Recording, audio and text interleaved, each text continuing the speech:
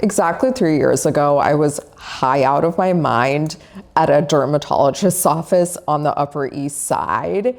And what happened right after that is actually kind of the origin stories for this episode. But before I get into that, let me just backtrack and tell you the story from the beginning. So basically, 3 years ago, I had this bump right here. And I really, no matter what I did, it wouldn't go away. I thought it was a pimple or some kind of cystic acne or something. And I kept putting all these creams on it and it just would not budge.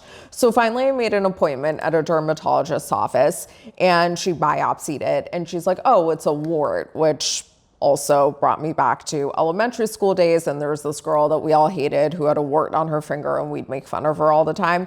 Anyway, so I'm like, oh my God, I have a wart, like karma, whatever. And she was like, listen, we could freeze it off or we could laser it off. And in fact, I would recommend lasering and we'll just laser your whole face and it'll be really good for a complexion, blah, blah, blah, blah, blah. So I'm like, oh, amazing, great. So I do this super fucking expensive laser treatment. And right before the laser treatment, the chick walks in and she was like, hey, so are you ready for your Xanax? And I was like, am I ready for my what? And she's like, yeah, you want Xanax? I was like, for what? Like, what are we doing? And they're like, oh, you don't have to take Xanax. And I said, no, it's not about whether I take Xanax or not. I'm so confused as to what's happening here that Xanax is even on the table. And anyway, long story short, I decided to do nitrous, like laughing gas. And so they hand me this tube and I'm laying down and I'm sucking on the tube for the nitrous. And every few minutes I'd take a few puffs and then I'd go to hand it to the poor girl who's doing my laser. And every time she's like, I'm good. Truly, thank you so much. I appreciate your generosity so much, but I'm good. Anyway, so we finished the laser treatment. I start to sober up a little bit. And before I leave, as I'm still laying there, the girl's like, hey, by the way, I'm going to put some sunscreen on your face. Because, you have to be super careful after a laser treatment. So I'm like, cool, amazing. She put sunscreen on. Up until this point, I've not seen my face. And then she hands me a mirror. I look in the mirror and I was like, I am beautiful. Like, what did you do to my face? What is this laser treatment? I'm stunning. I'm flawless. Like, I'm truly flawless. Oh my God, you were so right. I should have totally done this laser treatment. I mean, my skin is impeccable. And I don't think I'd ever realized until that exact moment how much flawless skin actually affects your appearance. Like, I obviously knew, like, yeah, having blemish skin or whatever isn't the most ideal situation, but because I never really wore makeup and stuff, like, I didn't realize how all these like little specks and stuff, if you just cover them up, instantly your whole face looks prettier, right? So I'm like, oh my God, I'm like this beauty goddess, like they should put me in the magazines, blah, blah, blah, blah, blah.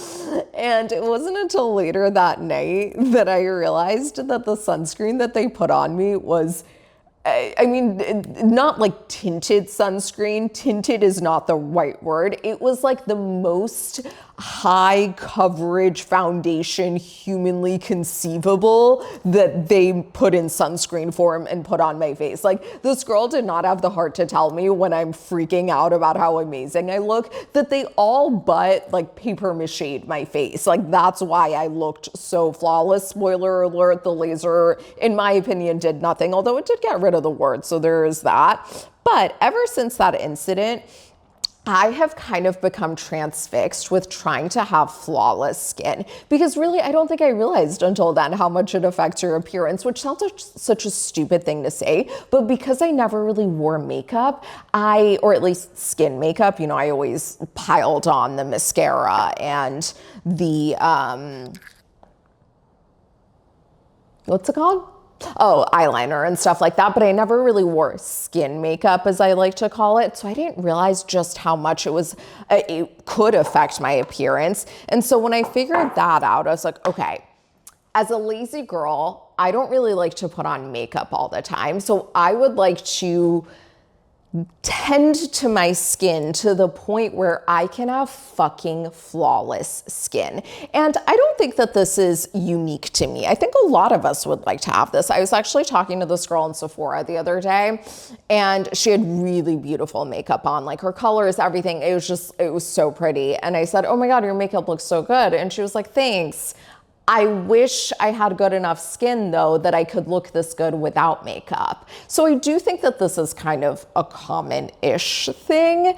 And if you too would like to have that, then this episode is gonna be perfect for you. I'm gonna teach you how to make this breakfast that is really optimized for giving you clear, glowy, bright, dewy, plump, shiny kind of skin.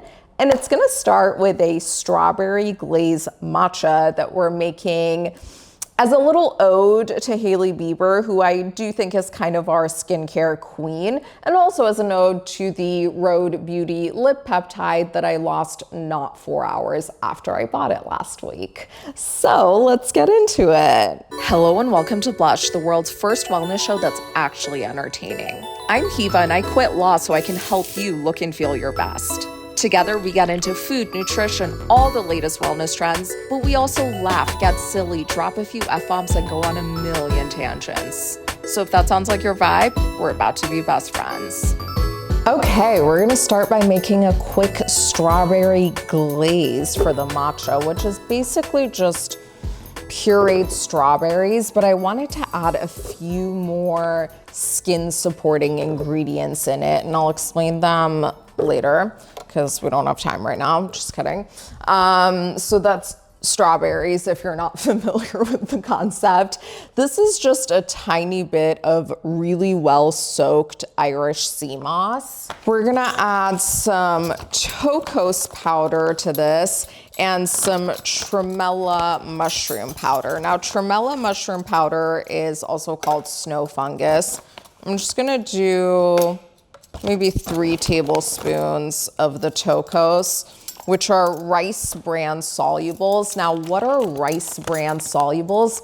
Couldn't tell you, but I do know that they're really rich in vitamin E, which is really good for the skin.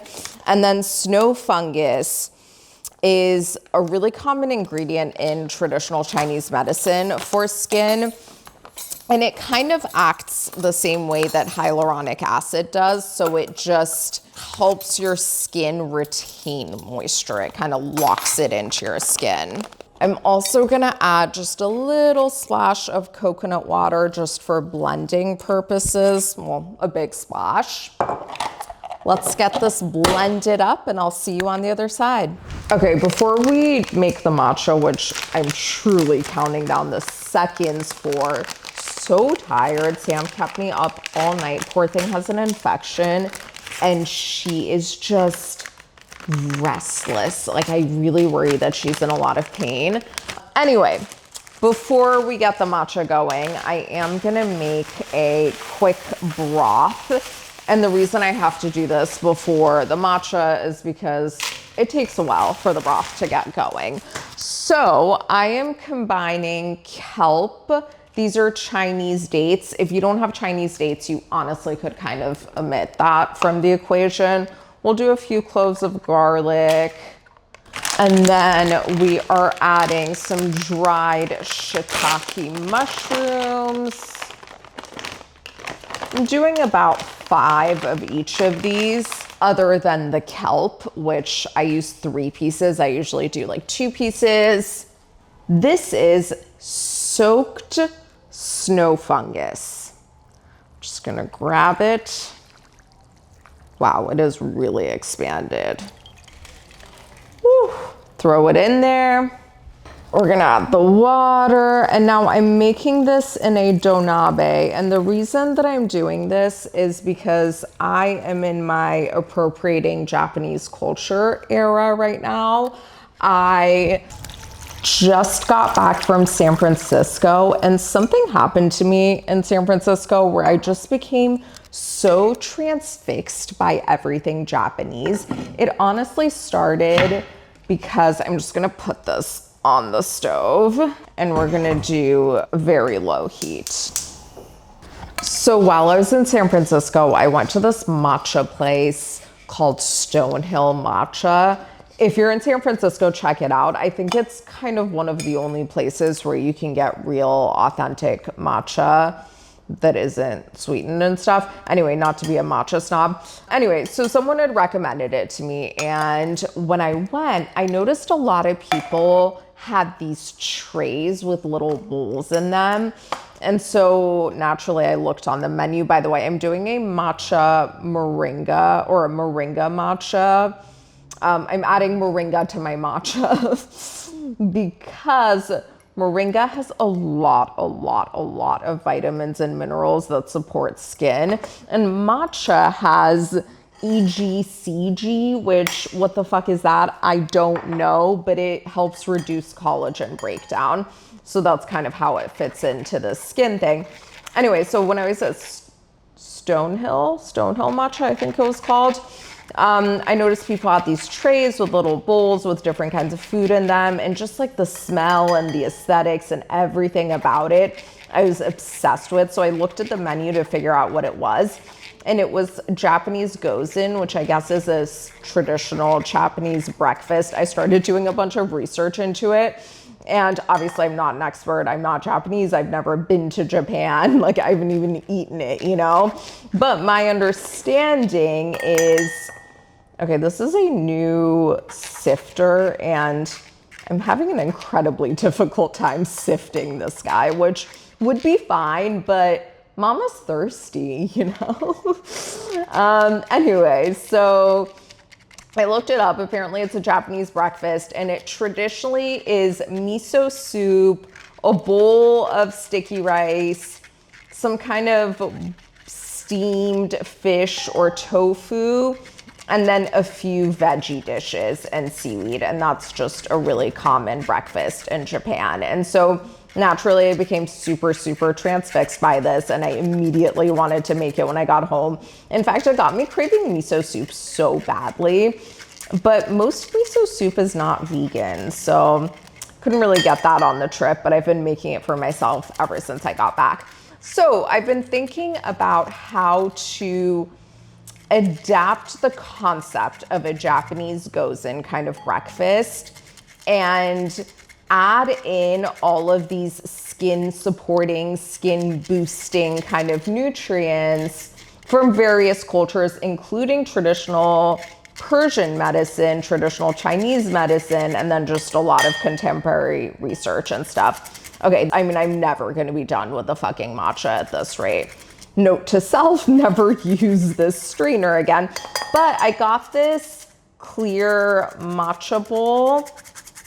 I thought it would be cool because I feel like you can see what I'm doing in here better. Okay, I'm gonna go grab my water. By the way, just a moment for this flower arrangement. I don't know how well you can see it, especially now that the donabe is, or donabe, I believe it's called, which is a traditional Japanese clay pot. I mean, I was not joking when I said I am fully in my appropriating Japanese culture era right now. Okay, so we're just gonna add a bit of hot water to this. It's 80 degrees Celsius. Yes, that's kind of the premise of what we're making here. We're not gonna do a traditional miso soup. Traditional miso soup, first of all, like I said, isn't vegan. This one is. But we're also using plant-based collagen in the name of that snow fungus. And I also added Chinese dates to that, jujube, because that's also a skin supporting ingredient in traditional Chinese medicine. And then the rest of what we're gonna have on our platter is gonna be very Japanese inspired, but not like 100% kind of Japanese stuff, if that makes sense. But yeah, first we're gonna do the matcha, and I wanted to do strawberry because it is the highest vitamin C berry out there. And vitamin C is the most important thing for collagen synthesis, is my understanding. And then sea moss just has a lot of minerals, and the snow fungus, I already said, helps your skin retain moisture. And then we're gonna do our usual soy milk, and that's for two reasons. Number one, protein is the building blocks for collagen. And my understanding is It's not super effective to take collagen orally. It's far more effective to eat ingredients like protein and vitamin C that help support your body's own collagen production. I could be wrong on that, but that's my understanding. Hang on, I'm gonna go grab the soy milk and stuff.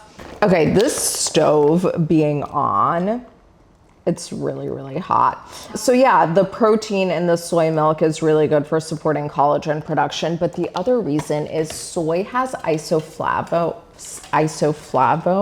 Is that how it's pronounced? Something like that, which I wrote down notes because I want to get this right. They improve skin elasticity and reduce fine lines. So how cool is that? Okay, let's froth this guy. You already know how I do my matcha. It's very formulaic at this point. Okay, this is the strawberry glaze we made before. You know, I'm a little bit worried about this because every time I've tried to use Irish sea moss to create a little sea moss gel for drinks, it's ended up being, wow, that's so good, way too thick. And I couldn't really have it in a drink. It was more like a gummy, but I feel like I used so little in this to try to be mindful of that. So hopefully it'll work. So that's just coconut water, which we're adding for hydration, which is arguably one of the most important parts of skin. And we're also adding it because it has a lot of potassium, which can help depuff you. Now, I really wish you could see my utensil drawer that I just redid, and it's so beautiful. Okay, a moment for our strawberry glaze matcha.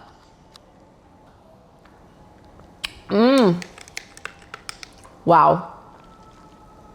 I don't know how much matcha I've gotten in this yet, but just the strawberry glaze itself is, wow.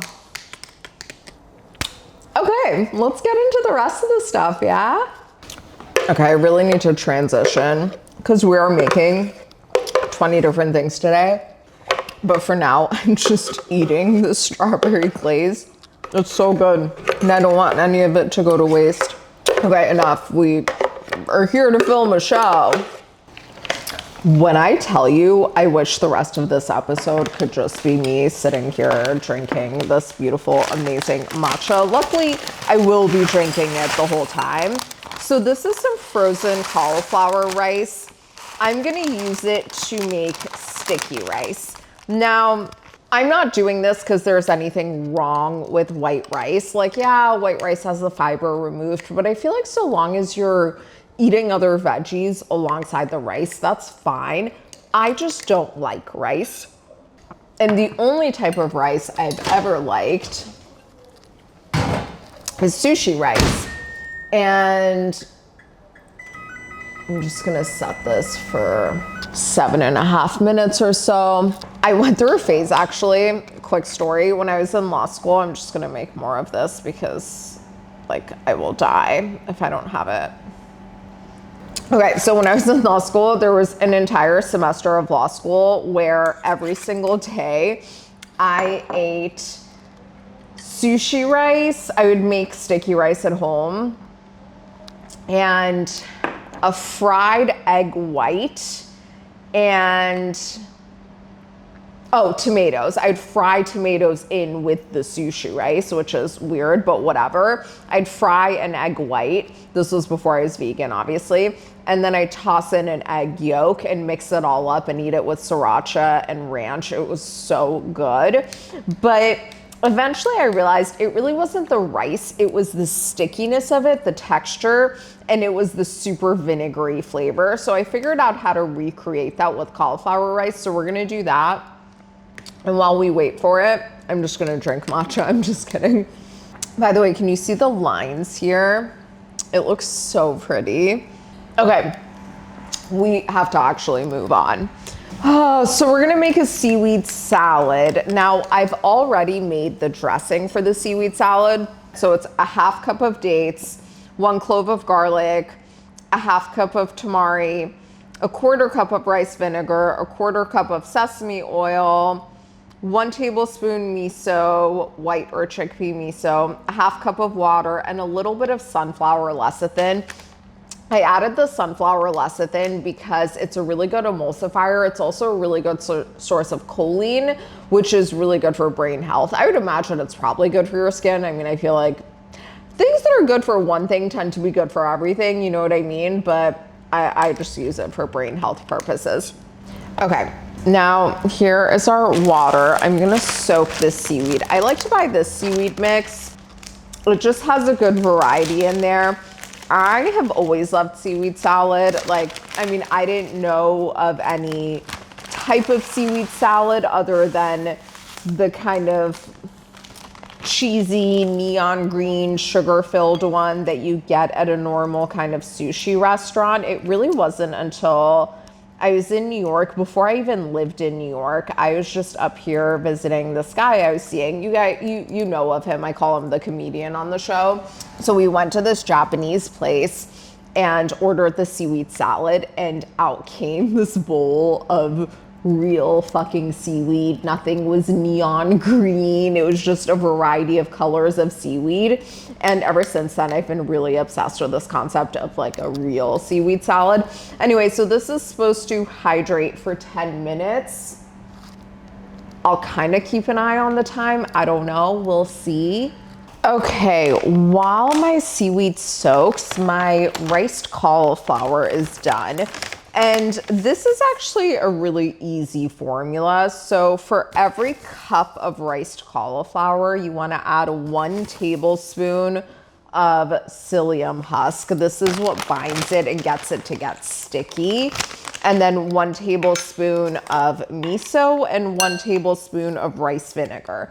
Now, I don't know how much cauliflower rice is in there. I just didn't bother measuring it. So I'm just kind of gonna guess on how much of this stuff to add to it too. But I kind of like going heavy because I really like that vinegary flavor. And I also love what the psyllium husk does to the texture of everything. And the psyllium husk is actually kind of genius, by the way. Just a moment for the fact that I got a gallon-sized container of rice vinegar because that's how much of it I've been going through. Oh my God. Okay. This is not gonna go well. Hang on. Oh. Okay. 1, 2, 3. Whatever. So the psyllium husk is great because in addition to making it really sticky and sushi rice textury, it also is so rich in soluble fiber. I mean, people literally take it as a fiber supplement. So don't mind my eucalyptus just trying to enter into the sticky rice situation. But that soluble fiber really helps bind with excess hormones and toxins and things like that. It basically cleans out your bile, or it binds with the bile and helps your body eliminate it. And then the next time that you eat something fatty, your body produces new, fresh bile instead of regurgitating the old, dirty bile that likely was making you break out and stuff. Okay, so we're gonna do this, mix it all up, and then set it aside to just thicken up a little and cool down and whatnot. And then we're gonna chop up some veggies for the rest of this fucking meal, which at this rate, we're gonna be having our breakfast at midnight. Luckily, I'm having enough matcha to stay up till then, so it's all good, right? Okay, while that cauliflower rice cools down and the seaweed continues to hydrate, we're just gonna chop up some scallions. Now, I do like to cut them on a diagonal or on a bias, as food people like to call it. I can't explain it, but it objectively tastes better that way. And we're really using the scallions mainly for flavor, although I do think I mean, like everything else, they're good for you, right? And also, I just want to talk about seaweed for a minute. So seaweed is probably one of the most mineral rich foods out there. When you think about it, like the reason sea salt is so mineral rich is because it comes from the ocean water, right? Or whatever, and seaweed lives in the ocean, so same. Okay, now what's it called? The wheels have come off the tracks. I don't know. The train has come off the tracks. We've lost it. We've completely lost the fucking plot. No, but seaweed is so rich in minerals, and it literally has all of the minerals to support your skin. And on top of that, it's really good for your thyroid. And I didn't know this, but having sufficient thyroid hormone is apparently really critical for cellular turnover and like repair in your skin. So there's that. And we're going to use the scallions in both the seaweed salad, but also for some other stuff that we're going to be making.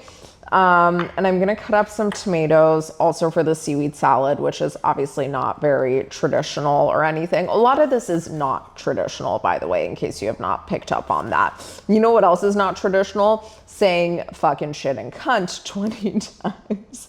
So I'm trying to curse less. Not really for any sort of puritanical, like, oh, it's unladylike kind of reasons at all. The reason I'm trying to curse less is because when I was watching last month's Blush Kitchen, I feel like I cussed so much that I was getting annoyed. Like, it was just too much. I think that a really well-timed, well-placed fuck or shit or cunt, I'm trying to curse less, can be just such a beautiful, powerful, amazing kind of thing. It can really shape the culture, you know, but it almost got to the point where I feel like I was using it as a filler word. And I'm trying to use filler words less in general, namely like. And I think that there's something about using cussing as a filler word that is almost, I don't want to say it's more socially accepted because I don't think that's it. But okay, let me think of how to explain what I want to say. I think that a lot of the reason, and by I think, I mean I've read people who are far smarter than me say this. I didn't come up with this concept myself. But apparently, a lot of the reason why we're so put off by the word like is because women tend to use it. And men's filler words aren't scrutinized nearly as much. And I think that there's something about using cussing as a filler word it's more masculine in a way. And so I think that we as a society are more okay with it. This matcha, I keep wanting to compare it to a desert sky, but the sky isn't green. So I don't know where that's coming from really at all. And I know strawberry matcha is kind of big and popular, but I'm telling you, this one's better. It just is. Like, I don't make the rules. It is better. So the reason that we're adding tomatoes, in addition to the fact that I just fucking love tomatoes and I would add them to like everything, I would add them to my coffin before I get put into the ground. You know, that's where I'm at. Or even better, wait, I have an amazing idea. What if when I die, I don't go in a coffin or anything. They just use my body as fertilizer for growing tomatoes. That would be truly my life's purpose. Like, that, nothing would make me happier than to do that. Anyway, the other reason we're adding it is because it's actually one of the best things for your skin. It's high in vitamin C. It's high in lycopene, which is a carotenoid that's good for skin. And I wrote down something else too. It's really good for skin texture and tone. Actually, if you eat enough tomatoes, you'll start to get a little glowy from the shade of the tomatoes. There was this story a while back about a crazy lady who ate so many tomatoes that she was just red all the time. But I feel like for the average person who wouldn't go quite that hard, maybe you could get like a little bit of like a natural blush kind of vibe from eating a lot of tomatoes. I don't know. It's just an idea. Okay, this guy's doing pretty well. Now, I got this thing. It looks like a sharpener, like a massive sharpener, and I got it to try to make these kind of spirals with cucumber. I haven't used it yet. I wanted to save to use it while filming so we could figure out if it works together. Okay. I mean, it works. I don't know if I think this is pretty or if I think this looks like dog shit. Wait, now that it's curling, it actually is kind of pretty, huh? Okay, I kind of like this. I kind of like this. Wow, she's still going. I can't believe how well this works. You know, we were in California for a couple of weeks and we were in Palm Springs. So I actually can't say that I've never been to the desert. It's the literal desert. We also went to Joshua Tree. Like, I've been to the desert, you know. But when we were in Palm Springs, there was this store. Oh, how cute. Oh, it's like my ex-boyfriend's Willie. Okay, that's so mean, and he's such a nice guy. I should stop talking about that. Okay, wait. It's definitely time to drain the seaweed. It's actually been way too long, so hold tight while I go do that real quick. Okay, the seaweed is drained, the broth is brothing, the cauliflower rice is going. I have had so much strawberry glazed matcha that I might shit my pants, which quite frankly, I would welcome. Now, I want to try to use this. I got this for grating ginger. Allegedly, it's a more effective way of doing it than using a microplane or whatever. So I'm just gonna kind of cut the peel off of this bit of ginger and give it a go while I talk about who the fuck knows what. I feel like there are 20 more things that I was gonna make. This is kind of, everything's falling apart. I don't even remember what was happening here anymore. By the way, I don't know if this has come across or not, but I have not met my skincare goals. I hope you're not interpreting this as like I have flawless skin, because I do not. Also, the fuck is going on with this dog shit? Oh yeah, so I'm trying to curse less. Okay, I mean, I'm just getting a lot of juice. I don't...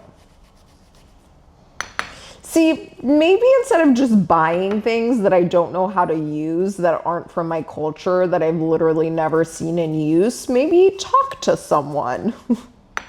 Don't just buy things because they have Japanese characters all over them and it seems fun and cool. But I don't know, I saw a side-by-side photo of how this grates ginger versus if you were to use a microplane or a grater or whatever, and it seemed like you just got a lot more from this thing, so...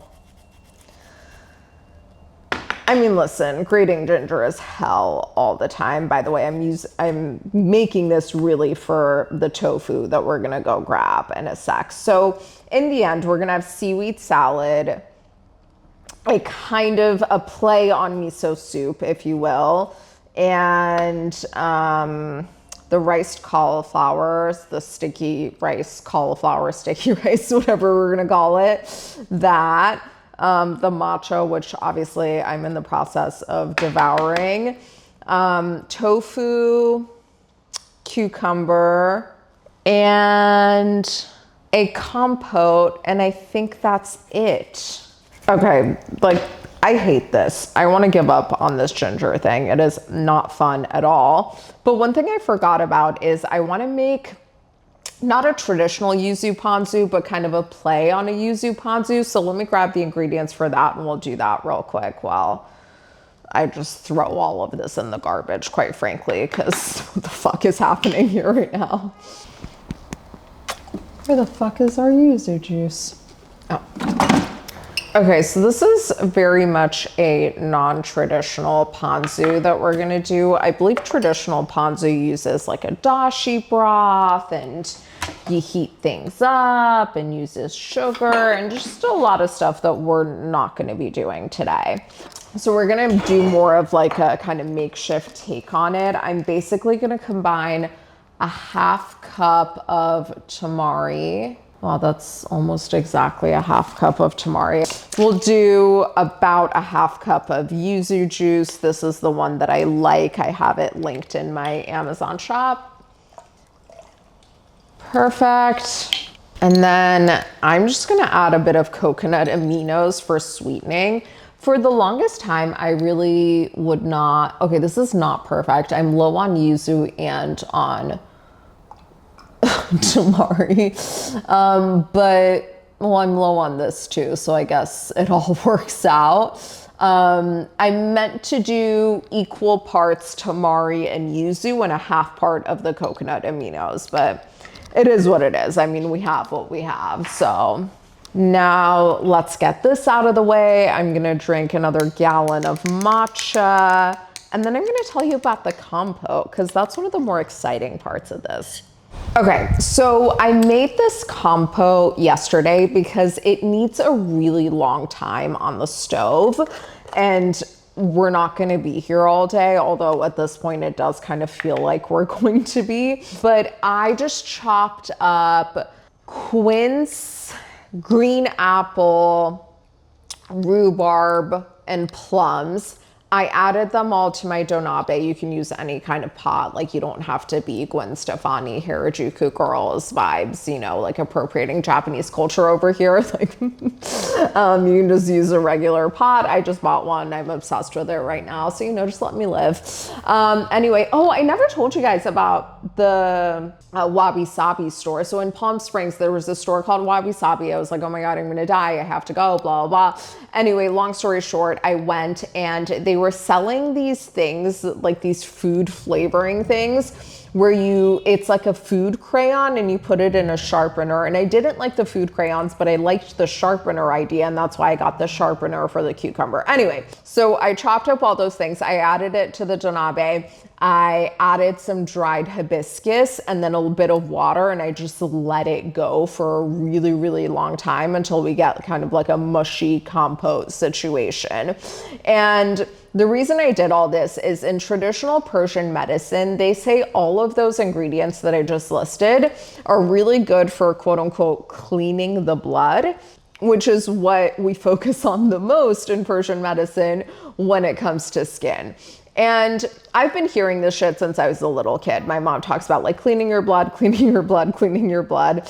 And at some point I was like, okay, what's going on here? Because I kind of feel like my blood isn't dirty. So like, what's going on?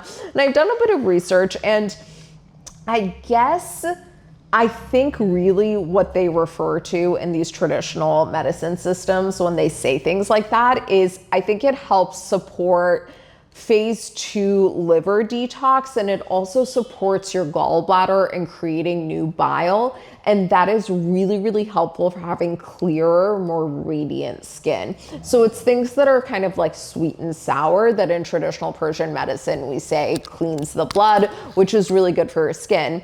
And you know, like this all kind of sounds hokey and whatever, but 2 things I will say on this subject after I take a sip of matcha.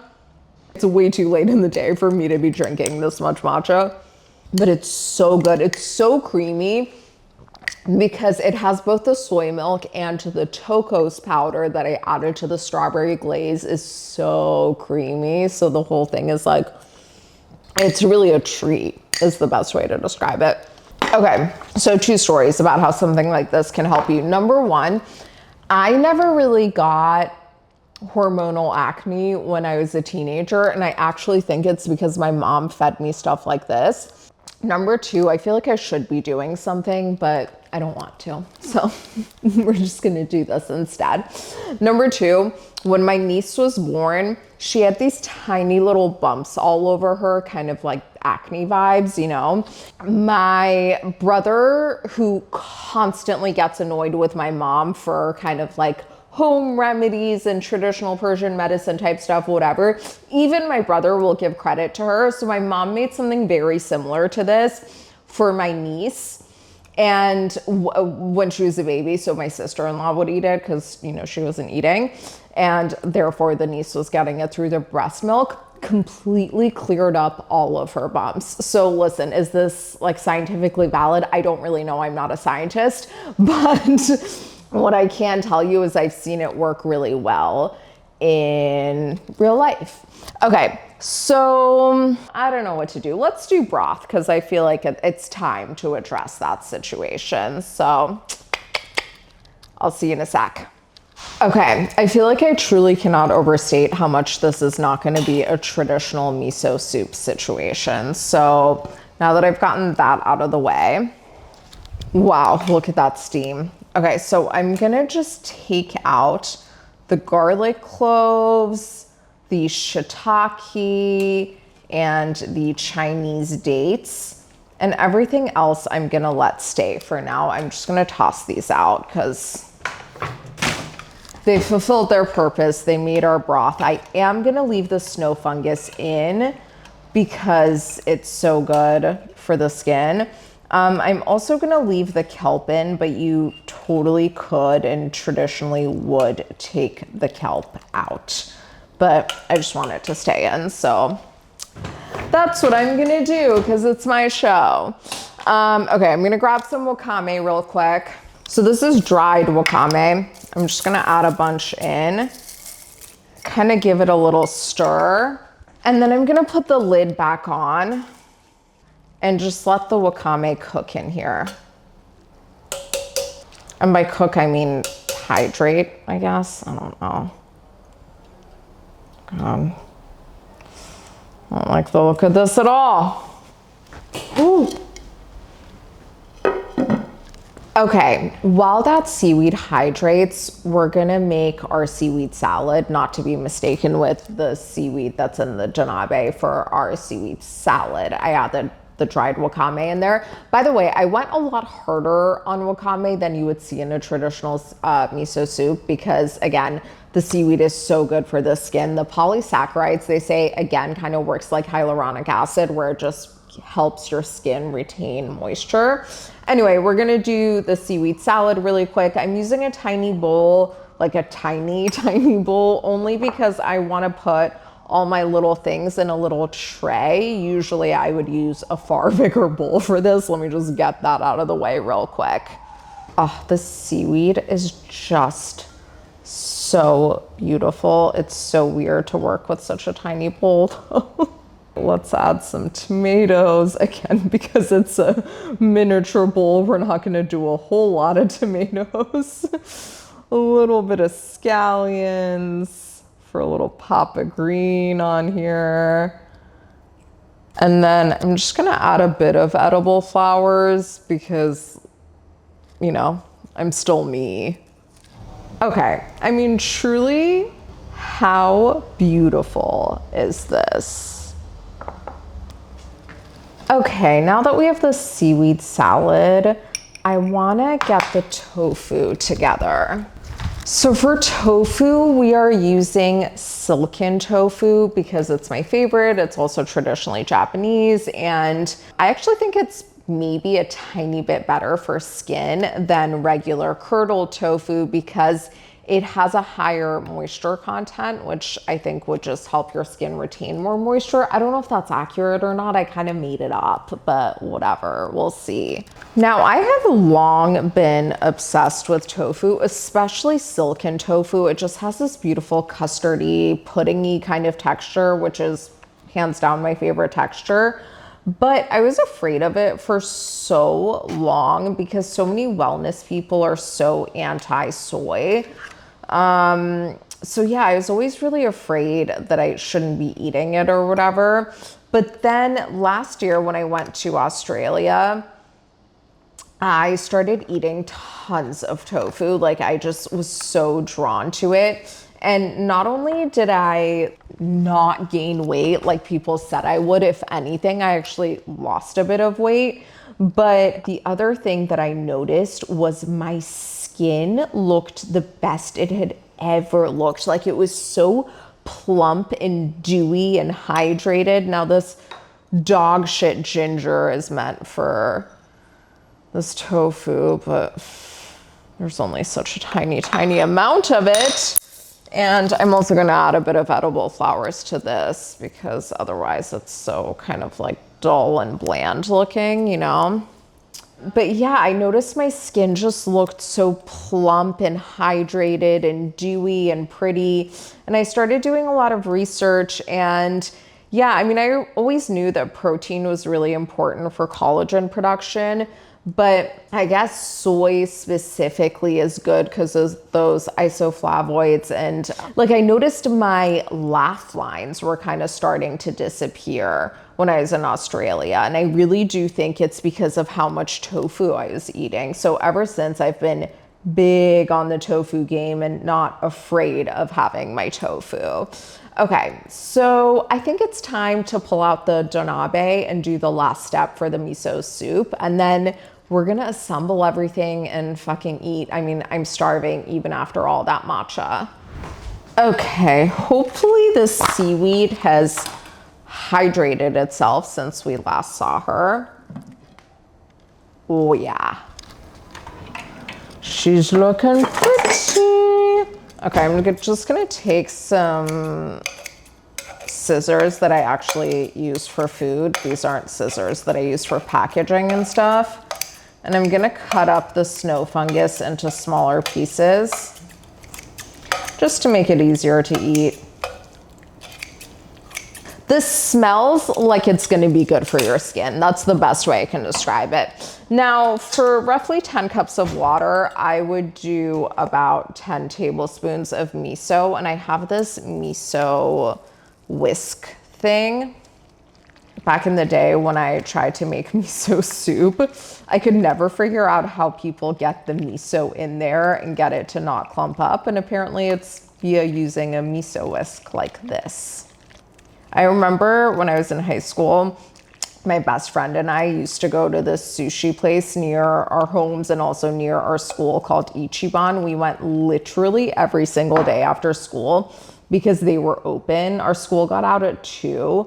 And, you know, a lot of restaurants are closed during that time. It's that in between lunch and dinner situation, but Ichiban was open all day. And yeah, we went literally every single day after school, and we'd get a miso soup, a seaweed salad, and then with the rolls and stuff, we'd kind of vary, but I feel like our go-tos were California roll, which I have to say that place had the best California roll I've ever had. I'm actually not a big California roll person at all. I mean, now obviously I'm vegan. I don't eat any of that shit, but even before I was vegan, I really was not into California rolls except for at Ichiban. I think part of it is because they don't use cucumber in the roll. I don't know why. I don't like cucumber in my sushi roll. I think it kind of takes away from the creaminess. But yeah, this place had the best fucking California rolls. See how the broth is getting nice and milky now, by the way, as I'm adding the miso in. So we're just gonna have gallons of this soup. And this is so good because, as I've said 6,000 times, like honestly, you would think that this episode is sponsored by the Snow Fungus Lobby Group. But snow fungus is so good for your skin because it allegedly helps your skin retain moisture. And then the seaweed, we've already talked about 6,000 times, has a billion different nutrients. The garlic is a very powerful antimicrobial. That's why I used it in the broth. And the shiitake, actually, hold on, I wrote this down because I thought it was so interesting. So dried shiitake has a lot of benefits, but one of them is it has this unique antioxidant. I'm not gonna pronounce it right. It's ergothioneine, something like that. And this antioxidant protects collagen producing cells. So isn't that cool? And then there's just tons of water because like you need to be hydrated. Honestly, nothing is going to be better for your skin than being really well hydrated. You know what actually makes the biggest difference in my skin? And I'm not saying you should do this at home because you're really not supposed to.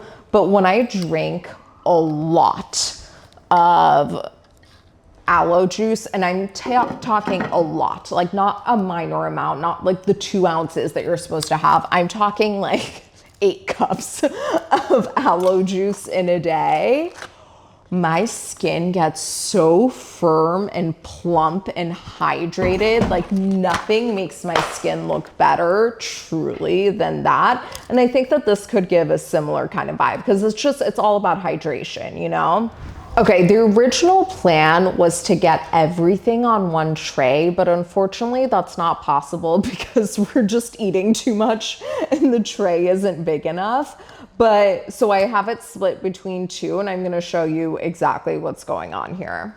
Okay, so here we have our seaweed salad and our tofu. I'm gonna put the cucumber in here. Wait, okay, I take back everything I said. I actually think this looks so cute. And then we're gonna get some soup in here. Yum, this looks so good. I'm actually so excited for this entire meal.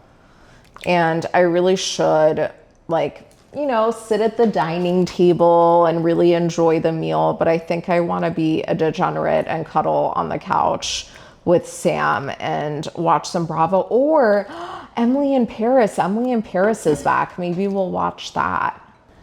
I mean, so here we have most of our skin glow brekkie situation. So we have our plant-based collagen seaweed soup that my eucalyptus keeps wanting to go into. We have our cucumber, which we're gonna add a little yuzu ponzu to. And we're also gonna add a little yuzu ponzu to our tofu. And then the seaweed salad, which we're gonna add our sesame sauce to. And then there's one thing left for this whole meal. Okay, I would have loved to have had all of this in one tray, but it didn't fit. So it's a perfect opportunity to use this beautiful Hinoki wood serving platter that I got. And we're gonna use this thing to put our little skin clearing compote into. Whew, it's a lot of compote. Between that and the matcha, I'm gonna shit my pants. I love how I say this like as though I've ever pooed my pants. Like that would be my dream come true. Now I'm just gonna plop this rice down here because I've given it a lot of thought and I can't think of any way to plate this that I think would look any better than this. So we're just gonna plop it down. By the way, a quick moment for how cute this brass chopstick holder is and these gold chopsticks. I can link everything. We're gonna add a little bit of scallions on top of here so it looks a little bit less ugly. And then this is my favorite nori, like favorite of all time. So we're gonna use this nori to eat the whole thing. I'm just gonna put some nori sheets here. Okay, now I'm just gonna show you how I eat everything. By the way, traditional miso soup does have tofu in it, but because we have tofu separately, I didn't even bother adding it in.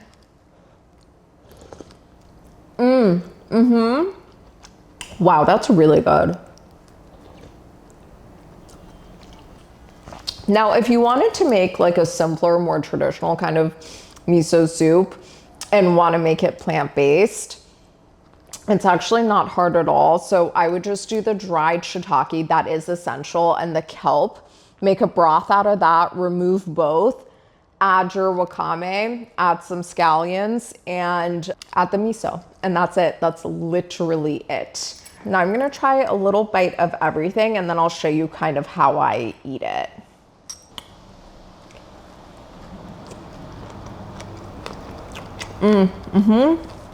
Perfection. Let's get some cucumber. This should be fun because as I recall, it's an entire cucumber spiraled, so.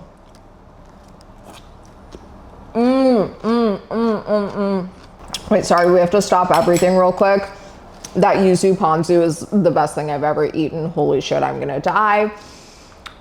Okay, I'm actually, I'm just alternating between starving and getting really full. Okay, let's do a bit of this tofu.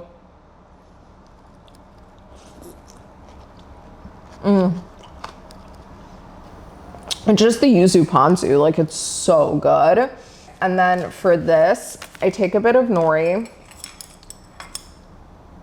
I usually also don't have decorative plants just hanging all over my meal situation, but it is what it is. So I put in a little bit of the riced cauliflower, and then I add some scallions. And then I usually just add a little bit of everything, honestly. Maybe we'll do a bit of seaweed. We'll do a bit of our compote. I'm actually not gonna do a bit of tofu for this bite just cause. And I'm actually gonna dip it in this sesame sauce right here.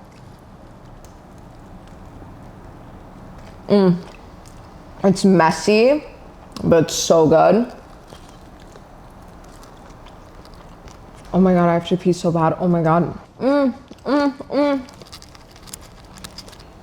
Okay, these are literally all of my favorite flavors on the face of the planet. Oh my God, I'm gonna pee my pants. Real quick also, since we're on skin, this is the best skin supplement out there. Okay, I'm gonna go because I'm gonna fucking pee my pants in 2 seconds. Holy shit. Thank you so much for being here. I love you. Make this, make any part of this, don't make, honestly, I need to go to the toilet. I'm so sorry, Kate. Bye. If you loved that episode as much as I hope you did, make sure to hit subscribe so you don't miss a thing, and check out some past episodes while you wait for the new one to drop next week. And until next week, make sure to stay cunty out there.